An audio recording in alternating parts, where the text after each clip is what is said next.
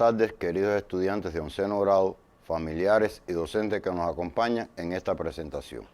Les pido presten atención a lo que a continuación van a estar observando en la pantalla de sus televisores. Es importante dar cumplimiento a lo largo de toda la presentación a las orientaciones que vamos a estar dando con respecto al contenido a desarrollar. En esta primera diapositiva que se observa en la pantalla,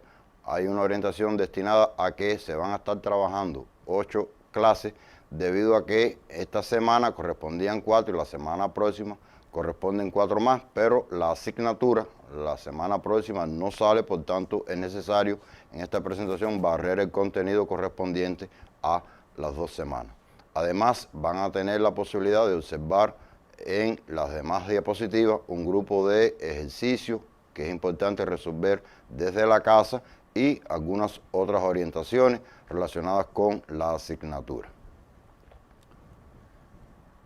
Las 2 primeras clases, correspondientes a las número 9 y número 10, están relacionadas con ejercicios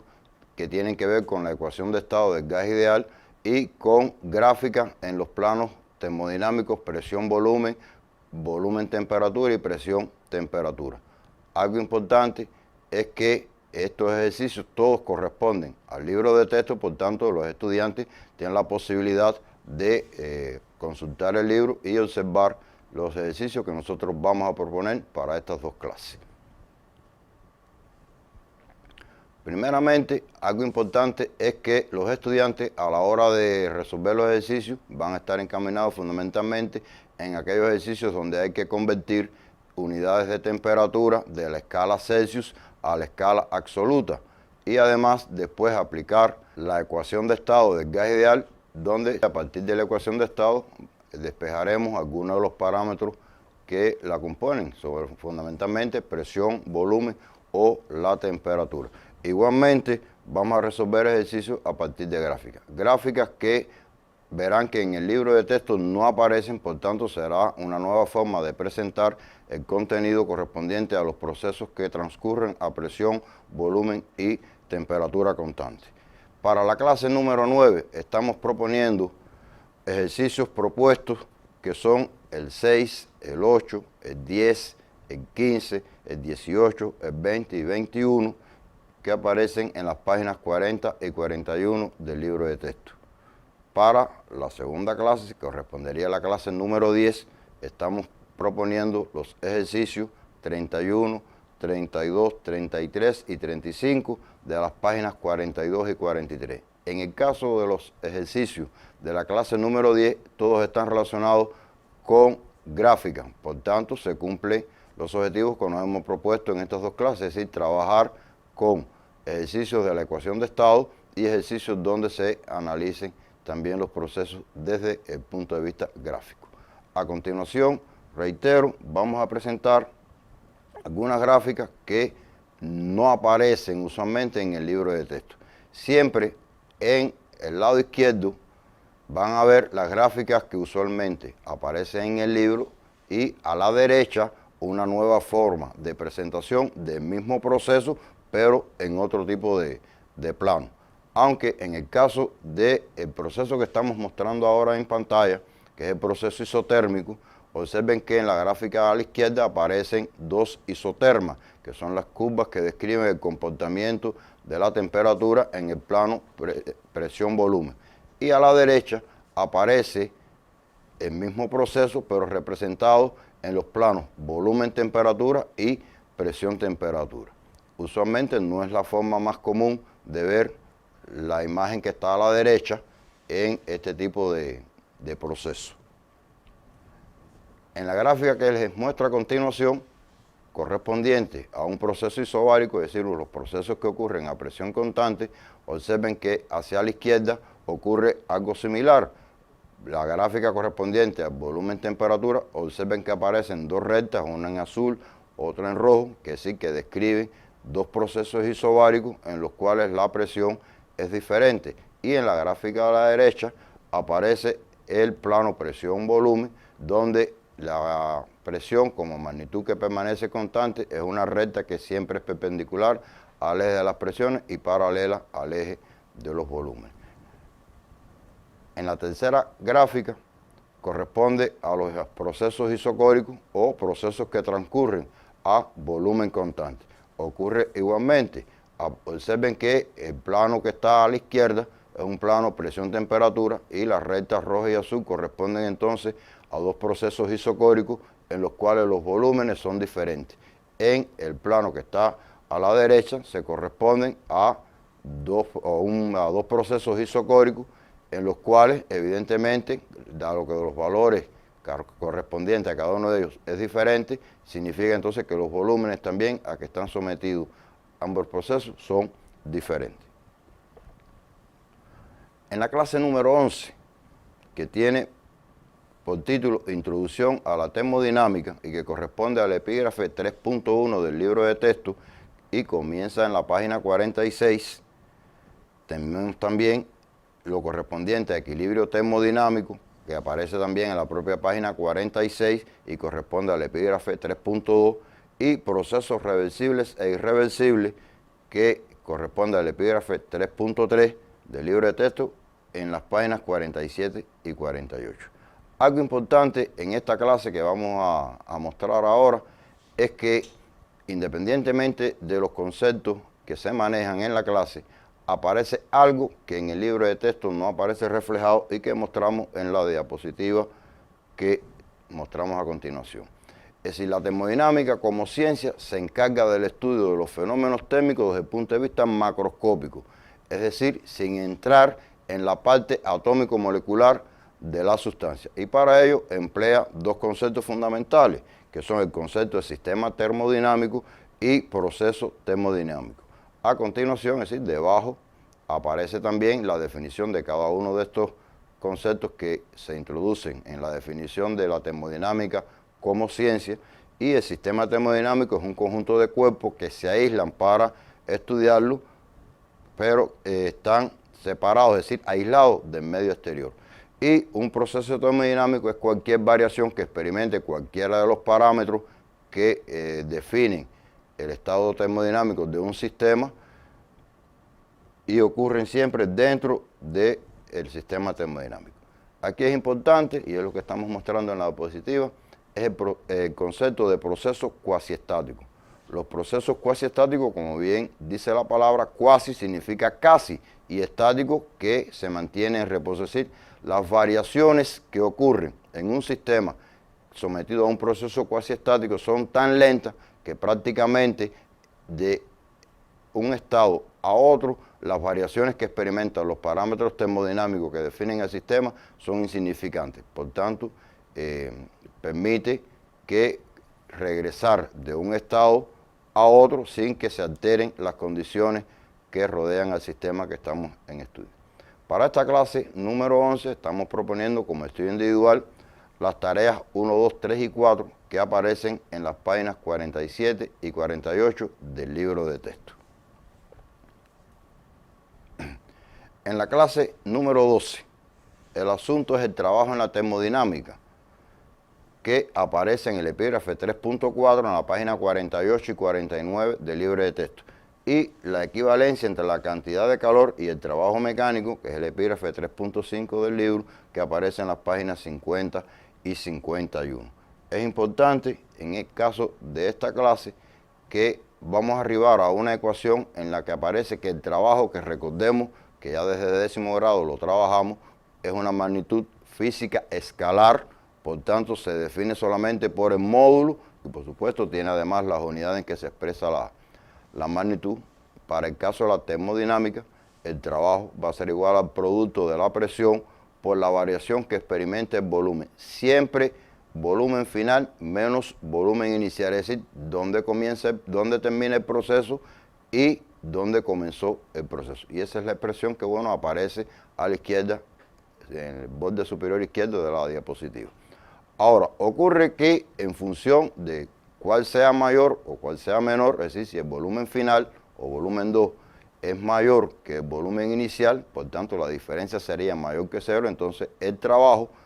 ocurre con que el sistema está aumentando el volumen, es decir, el sistema se expande o se dilata, también es otro término que se utiliza para manifestar lo mismo. y entonces el trabajo lo realiza el gas sobre el medio y por su signo, dado que la diferencia es positiva, la presión también es positiva, tendríamos el producto de dos magnitudes positivas, por tanto el trabajo también será positivo. De ocurrir lo contrario, es decir, que el volumen final es menor que el volumen inicial, evidentemente la diferencia será menor que cero, es decir, será negativa, entonces ahora es el medio el que realiza trabajo sobre el sistema y el trabajo por su signo será negativo. Para ello también invitamos a ver las gráficas correspondientes a la figura 3.2a y b en la página 48 del libro de texto, que también nos habla del trabajo. En el caso de la 3.2a nos muestra la gráfica de un proceso isobárico, es decir, un proceso que ocurre a presión constante, y observen que algo similar a lo que vimos en 10º grado cuando analizamos el desplazamiento a partir de una gráfica de velocidad en función del tiempo, el trabajo aquí también tiene la connotación desde el punto de vista geométrico, que es numéricamente igual al área debajo de la curva que representa el proceso. En la gráfica correspondiente a la figura 3.2b está representado un proceso isotérmico y observen que mantiene la característica de que el trabajo realizado es numéricamente igual al área debajo del proceso. Para el caso del trabajo, nosotros usualmente en nuestras clases trabajamos con la expresión que ya les mostré, es decir, el trabajo igual al producto de la presión por la variación de volumen. Sin embargo, para el caso que corresponde a la figura 3.2a, para el caso de la figura 3.2b, es decir, el proceso isotérmico, no vamos a dar una expresión matemática porque entraría en algo mucho más complejo que desde el punto de vista de la preparación de los estudiantes no está a su alcance. Evidentemente, entonces, para trabajar en el caso de los procesos isotérmicos, generalmente en nuestras clases lo que se hace es dar los valores correspondientes a ese trabajo que se realiza en los procesos isotérmicos. Algo interesante también relacionado con la cantidad de calor y el trabajo es que varios científicos estuvieron trabajando fundamentalmente a partir de los siglos XVIII y XIX con fenómenos térmicos. De entre ellos tenemos a Joule, físico inglés, y Lenz, físico ruso, y ellos llegaron en diferentes momentos a una misma conclusión, que cada vez que se realiza un trabajo mecánico sobre un sistema se obtiene determinada cantidad de calor, pero también lo contrario, al suministrar un sistema determinada cantidad de calor es equivalente a realizar un trabajo. Y entonces aparece esta equivalencia entre la cantidad de calor intercambiada por el sistema y el trabajo mecánico que se puede realizar. Y esa equivalencia, cuyo valor numérico corresponde a 4,1868 joules por caloría, o aproximadamente 4,19 joules por caloría, significa que cada vez que se realiza un trabajo de 4,19 joules se obtiene una cantidad de calor igual a una caloría y viceversa. A la vez que suministramos o quitamos al sistema una cantidad de calor igual a una caloría, es igual a realizar un trabajo de 4,19 joules. Y esa es la interpretación física del resultado de lo que se conoce como equivalente mecánico del calor, que como ven en la diapositiva se representan por una J mayúscula y no debe confundirse con lo que ya conocemos de 10º grado como impulso de una fuerza. Recordemos en este caso que el impulso es una magnitud vectorial y sin embargo el equivalente mecánico del calor, que es una magnitud escalar. En la clase número 13, correspondiente a esta unidad, bueno, el título, energía interna, es el epígrafe 3.6 del libro de texto y aparece entre las páginas 51 y 53. Esto es algo ya conocido por ustedes, lo trabajaron desde la secundaria básica y que es importante precisar que como contenido no es la primera vez que lo observo. Y bueno, aparece también en esta misma clase como otro subtítulo, la primera ley, o también, como muchas veces van a verán aparecer, primer principio de la termodinámica,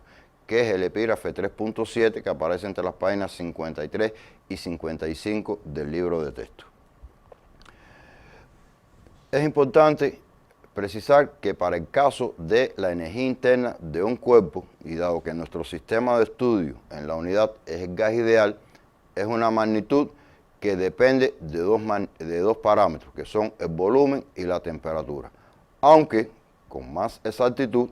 válido, y recordemos las condiciones bajo las cuales se establece el modelo del gas ideal, la energía interna llega a ser función única y exclusivamente de la temperatura. De modo tal que en cualquier proceso que nosotros sometamos un gas ideal, la energía interna del sistema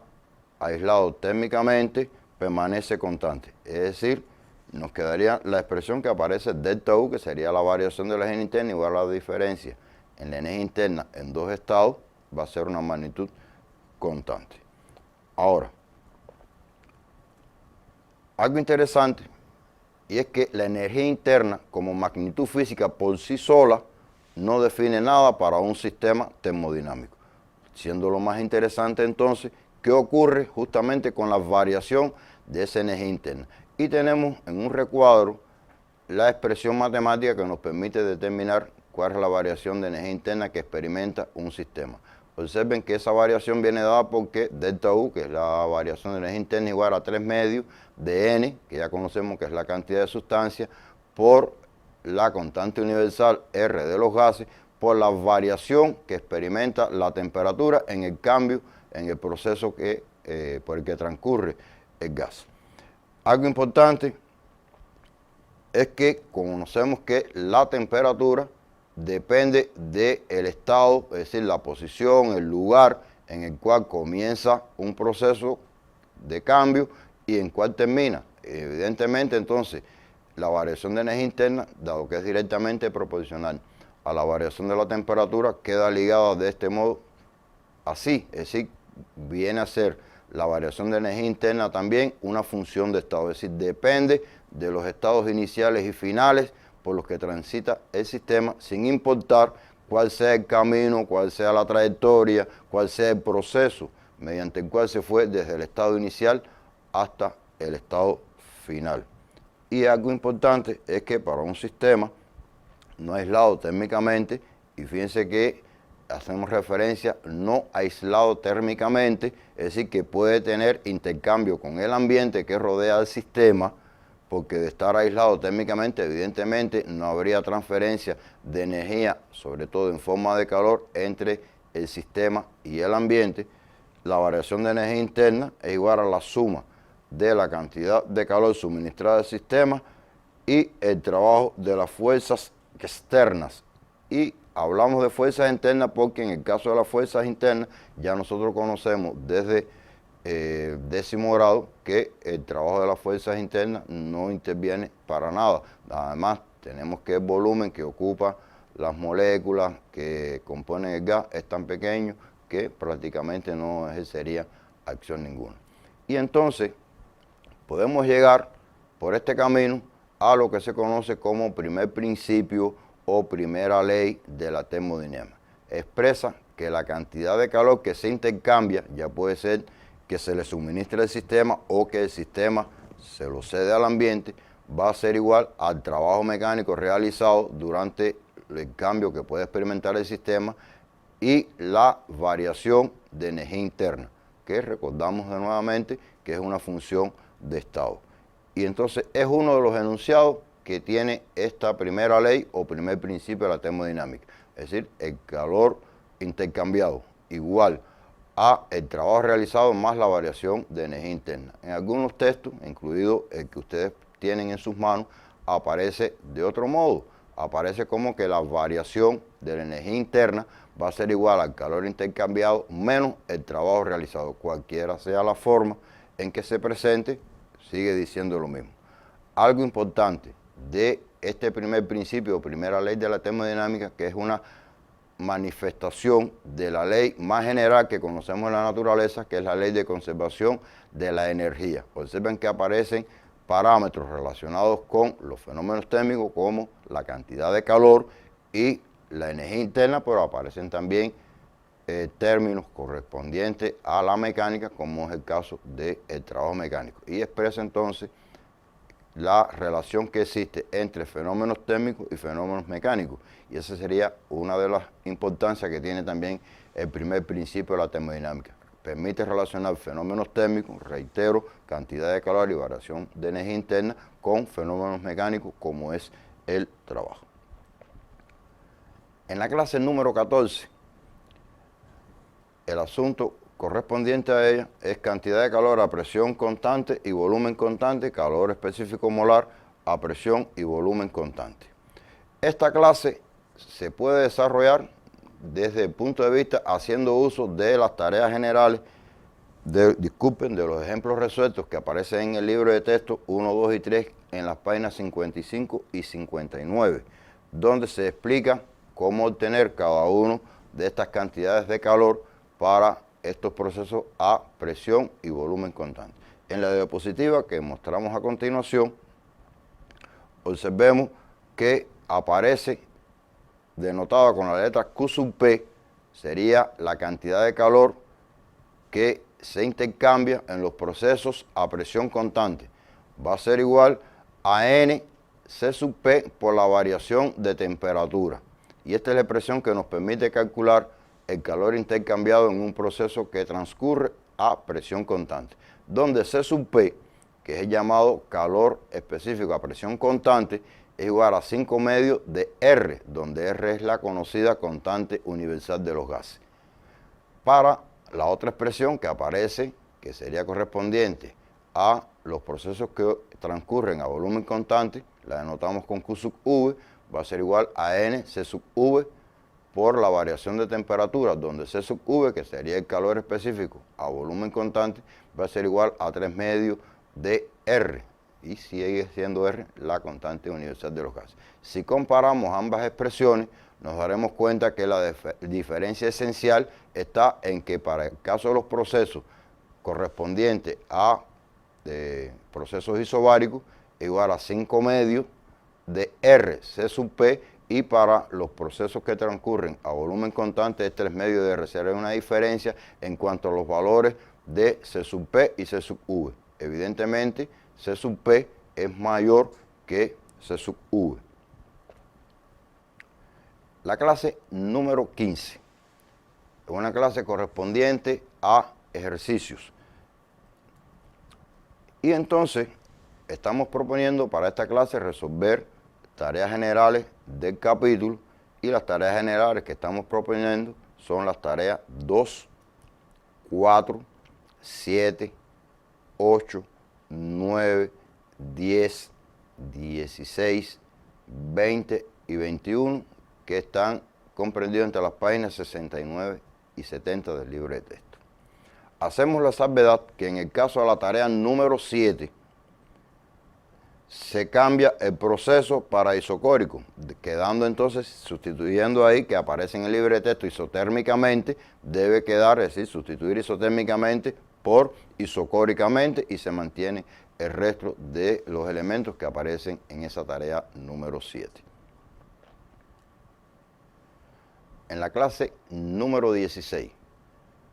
correspondiente a la segunda ley o segundo principio de la termodinámica, epígrafe 3.9 del libro de texto, entre las páginas 62 y 64. A continuación de este epígrafe 3.9 aparece otro epígrafe que nosotros lo hemos englobado dentro de esta propia clase, que tiene que ver con la interpretación estadística del segundo principio de la termodinámica. Por tanto, en esta clase sería importante resumir entonces el enunciado del segundo principio de la termodinámica, que aparece en la página 62, aparece repetida en la diapositiva, y en la página 63 y 64 entonces analizar la interpretación estadística del segundo principio de la termodinámica. Interpretación que debe estar centrada sobre todo en el hecho de que recordemos que vimos en la parte correspondiente a la teoría cinético-molecular, los sistemas están compuestos por un gran número de partículas, y evidentemente este gran número de partículas provoca que no siempre en todos los lugares se mantengan los parámetros exactamente iguales y por tanto estas fluctuaciones que se pueden producirse de modo local en cualquiera de los parámetros macroscópicos evidencia entonces que tenga parte estadística el enunciado del segundo principio. Como estudio individual, estamos proponiendo las tareas 17 y 18 de la página 64 del libro de texto. Antes de despedirnos, quisiéramos, como una especie de tarea investigativa, además para motivar a los estudiantes por el estudio de la física, relacionado con toda esta parte correspondiente a los fenómenos térmicos y fundamentos de la termodinámica, dejarles una actividad que espero les llame la atención y les permita investigar. La actividad consiste en encontrar las semejanzas que existen entre un ciclón tropical, una olla de presión de cualquier tipo, puede ser de las antiguas, puede ser una olla de presión de las más modernas, conocidas como Reina y cualquier otra denominación, y un refrigerador de los que tenemos comúnmente en casa. Espero que esta actividad investigativa les permita seguir ahondando en el estudio de los fenómenos térmicos y los fundamentos de la termodinámica. No quisiera despedirme sin recordar que debemos ahorrar en casa, porque las centrales eléctricas en nuestro país funcionan justamente con fenómenos asociados a los intercambios de calor, pero ese calor que se produce en una caldera viene generado generalmente, la matriz fundamental desde el punto de vista energético en nuestro país siguen siendo los combustibles fósiles, y los combustibles fósiles, muchos de ellos para la producción, por ejemplo, de electricidad, es necesario comprarlos en el exterior, aun cuando en nuestro país existe un % que ya se obtiene a partir del crudo nacional. Con esto damos por concluida nuestra clase y agradecemos la atención que nos han prestado.